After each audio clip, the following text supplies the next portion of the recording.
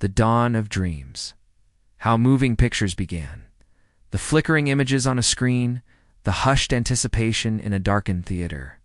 The shared experience of laughter, tears, and gasps. This is the magic of film. But how did this captivating art form begin? What sparked the very first idea to capture motion and tell stories through light and shadow? For millennia, humans have been storytellers. From ancient cave paintings depicting hunts to elaborate stage plays, the desire to share narratives and experiences is deeply ingrained in our nature. The seeds of cinema were sown in this primal urge, combined with a burgeoning understanding of optics and human perception. Early attempts to create the illusion of movement were rudimentary, but fascinating. Think of the thaumatrope, a simple toy with two images on opposite sides of a disc that, when spun, merged into one. Then came the phenakistoscope and the zoopraxiscope, devices that used spinning discs or drums to create short, looping animations. These were not films as we know them, but they were crucial steps, demonstrating the principle of persistence of vision. How our eyes retain an image for a fraction of a second after it's gone, making rapid successions of images appear to move. These charming optical toys captivated audiences and sparked further innovation. It proved that the illusion of movement was possible, laying the conceptual groundwork for what would become cinema. The stage was set for someone to capture real-world motion, not just hand-drawn animations. The late 19th century was a hotbed of innovation. Scientists and inventors across the globe were tinkering with cameras and projection. The race to capture and project continuous motion was on. One pivotal figure was Edward Muybridge, an English photographer who, in the 1870s, famously used a series of still cameras to capture the motion of a galloping horse. His sequential photographs, when viewed in quick succession, created a startlingly realistic illusion of movement. While not cinema, Muybridge's work was a scientific breakthrough that profoundly influenced later inventors. Muybridge ingeniously set up a series of still cameras along a racetrack, each triggered by a tripwire as the horse passed. The resulting sequential photographs, when viewed in rapid succession using his zoopraxiscope, created a startlingly realistic illusion of the horse in full motion. This was a monumental scientific breakthrough. Muybridge proved that discrete still images could be used to accurately record and reproduce continuous movement, profoundly influencing future inventors. Simultaneously, across the globe, other pioneers were exploring similar concepts. The French physiologist Étienne Jules Méry developed the chronophotographic gun in 1882, a device that could record 12 successive images onto a single plate in rapid succession. Méry's work, focused on studying the movement of animals and humans, further contributed to the understanding of sequential photography and paved the way for capturing movement on a single strip of film. In the United States, the brilliant inventor, Thomas Edison, known for the phonograph and light bulb, entered the fray. With his assistant, William K. L. Dixon, Edison's team developed the kinetograph, it's an early motion picture camera, and the kinetoscope, a peep show device designed for individual viewing. Patented in the early 1890s, the kinetoscope allowed a single person to look into a viewer and watch a short film loop. Edison Studios produced a vast number of these short films, demonstrating the commercial viability of moving images. These films captured everything from vaudeville acts and boxing matches to simple everyday scenes. People would gather in kinetoscope parlors, paying a small fee to peer into these machines and witness the novelty of moving pictures.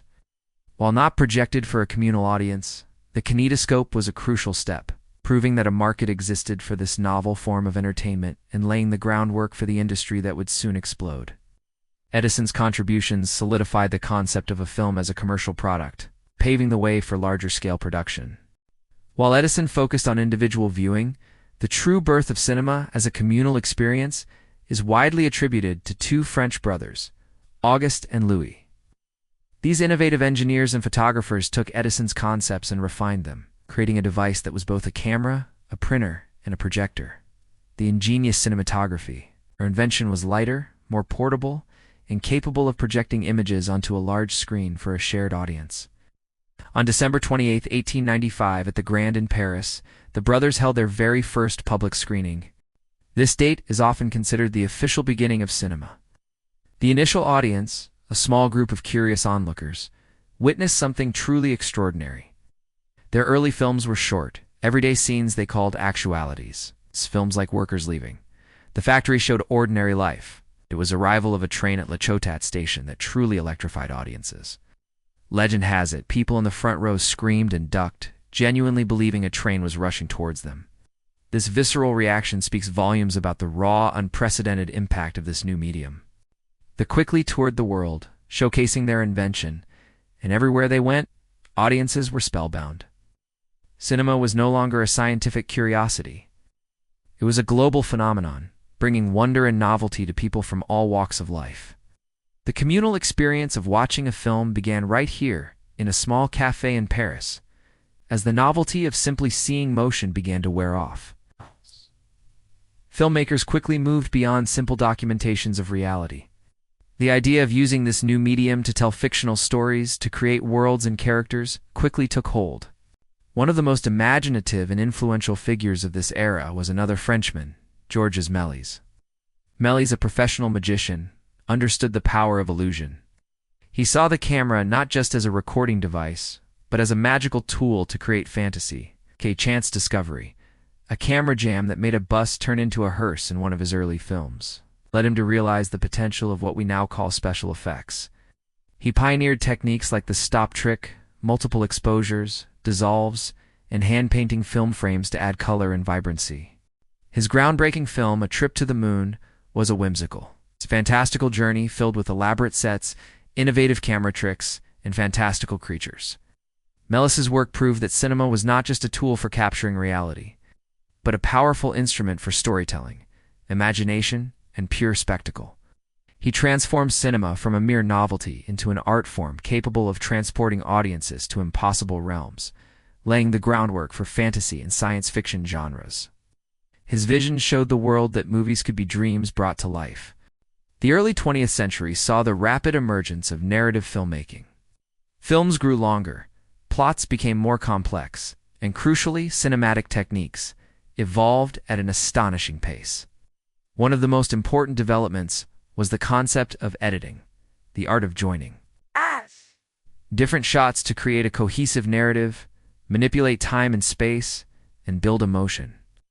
Pioneers like Edwin S. Porter with his film The Great Train Robbery demonstrated the power of cutting scenes together, introducing concepts like parallel action and continuity editing.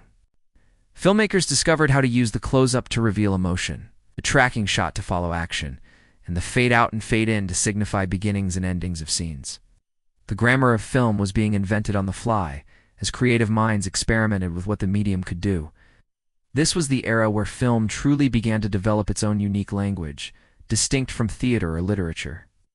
This burgeoning art form also needed a way to reach the masses.